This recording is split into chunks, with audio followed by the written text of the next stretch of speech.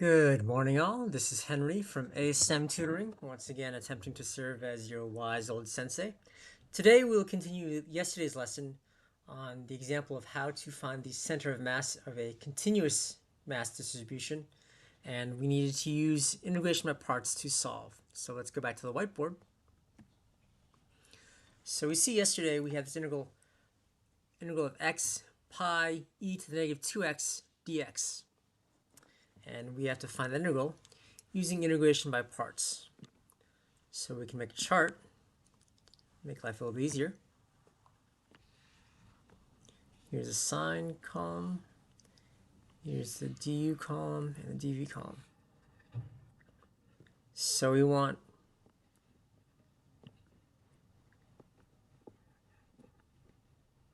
we have plus, minus, plus. So for the u and the u primes, we want something that is easy to differentiate, and that gets simpler as we differentiate it. So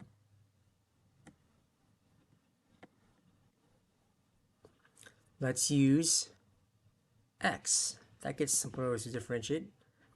And for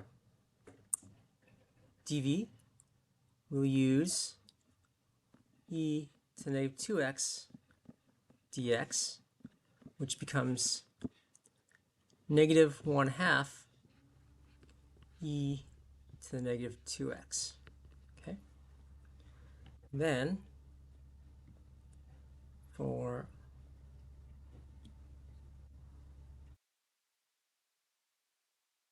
zoom out a little bit here. In the next line, the derivative of x is just dx. The integral of this term here is 1/4 e to the negative 2x.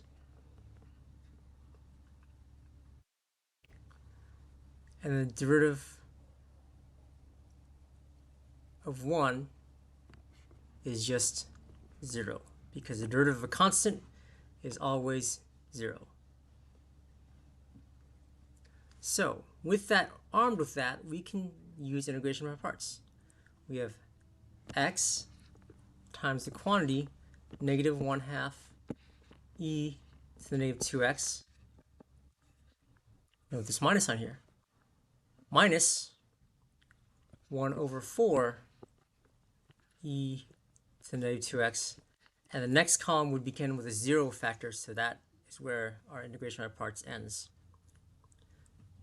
And of course, this would all be multiplied by pi. Can't forget the pi. Everyone loves dessert. Don't forget the pi. And we take the limits of integration from 0 to 4. So we would take this integral and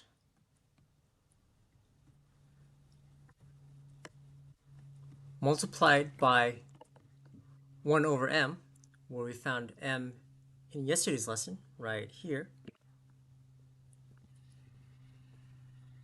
So we could simplify that, run the numbers, and that would give us the x-coordinate of the center of mass for this hypothetical object, which was defined as the function f of x equals e to the negative x, rotated about the x-axis from the limits of x equals 0 to x equals 4.